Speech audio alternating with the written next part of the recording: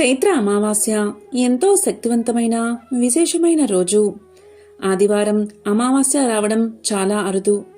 ఇలా వచ్చినా ఇటువంటి విశేషమైన రోజు మీరు ఏమీ చేయకపోయినా సరే, అమావాస్య పౌర్ణములంటే లక్ష్మీదేవికి చాలా ఇష్టం.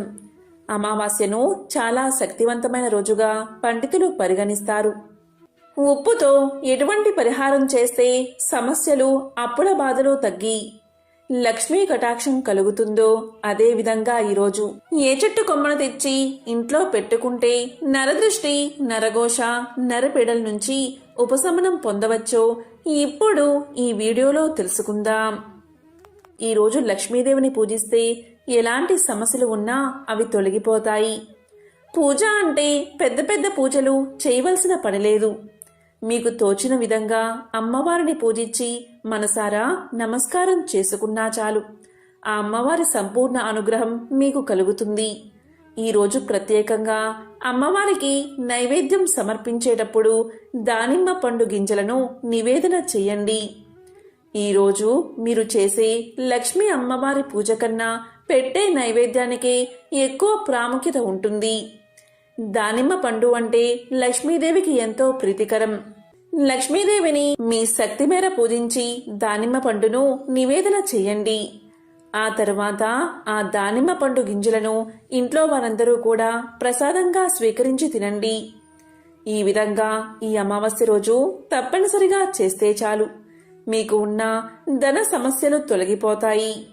అయితే ఈరోజు రాత్రి 6 నుంచి 12 గంటల మధ్యలో ఉప్పుతో ఇలా చేస్తే చాలు, పోటీకి లేనివారు కూడా కోటీశ్వరులు అవుతారని పండితులు చెబుతున్నారు. ఈ ఉప్పు పరిహారం చేయడం వల్ల మీకున్న అప్పులన్నీ తీరిపోతాయి, ధన సమస్యలు తొలగిపోతాయి. చాలా మంది అప్పుల బాధతో సతమతమైపోతూ ఉంటారు. ఎంత కష్టపడినా అప్పులు తీర్చలేరు.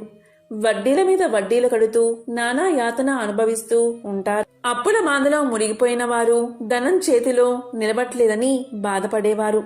ఈ విధంగా ధన సమస్యలు ఉన్నవారు ఎవరైనా సరే ఈ పరిహారం చేశారంటే ఖచ్చితంగా కష్టాల నుంచి బయటపడవచ్చు. మరి ఇంతకీ ఏం చెయ్యాలి అంటే, ఈ రోజు తప్పనిసరిగా ఉప్పుతో పరిహారాన్ని పాటించాలి. ఉప్పును పిల్లలకి దిష్టి తీయడానికి సాధారణంగా మనం వాడుతూ ఉంటాం. ఇలా పిల్లలకు ఉప్పుతో దిష్టి తీస్తే దుష్టగ్రహ బాధలు తొలగిపోతాయని మనం నమ్ముతూ ఉంటాం. ఉప్పును సాధారణంగా వేరే ఒకరికి చేతికి ఇవ్వకూడదు, అలాగే తీసుకోకూడదు. కింద పెట్టి తీసుకోమని చెప్పాలి. ఉప్పు చేతికి అందిస్తే గొడవలు జరుగుతాయని జ్యోతిష్యులు చెప్తున్నారు. ఉప్పు సరిపడా తినకపోతే ఆరోగ్యం చెడిపోతుంది.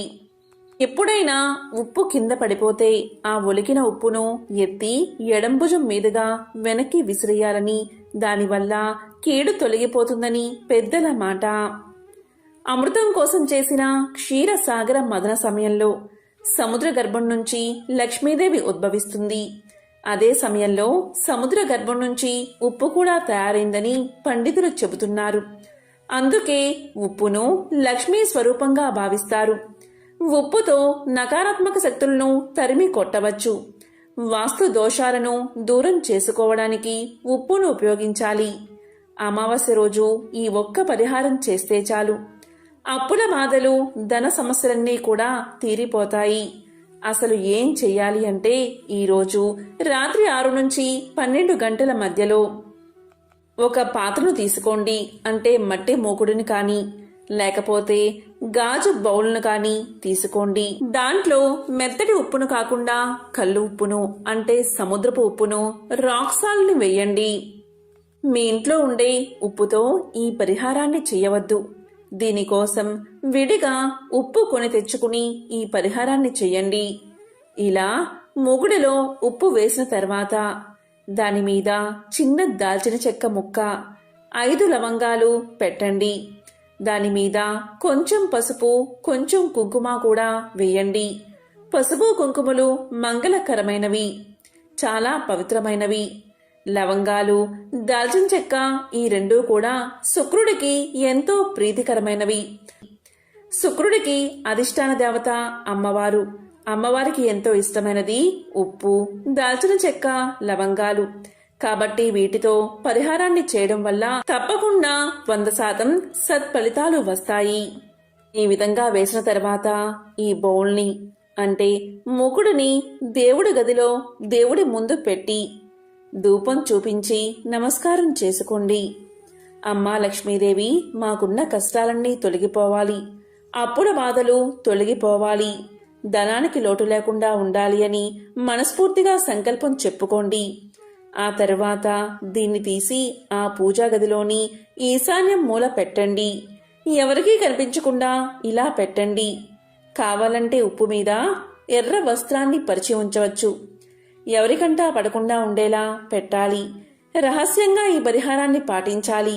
ఇలా పెట్టిన బౌల్ని ఆ రోజు రాత్రంతా అక్కడే వదిలేసి, అంటే అమావాస్య రోజు రాత్రంతా అలాగే వదిలేసి మరునాడు ఉదయం స్నానం చేసిన తర్వాత ఆ బౌల్ని తీసి దానిలోని ఉప్పును, పసుపు, కుంకుమలను, దాల్చిన చెక్కను, లవంగాలను తీసి వాటిని ఎక్కడైనా సరే ప్రవహించే నీటిలో పడేయండి.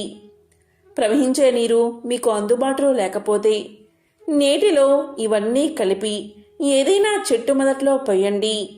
అమావాస్య రోజు ఈ పరిహారం పాటిస్తే మీకు సంవత్సరంతా కూడా ధనాదాయం పెరుగుతుంది. అప్పుల బాధలు తగ్గుముఖం పడతాయి. అప్పులన్నీ కూడా తీరిపోతాయి.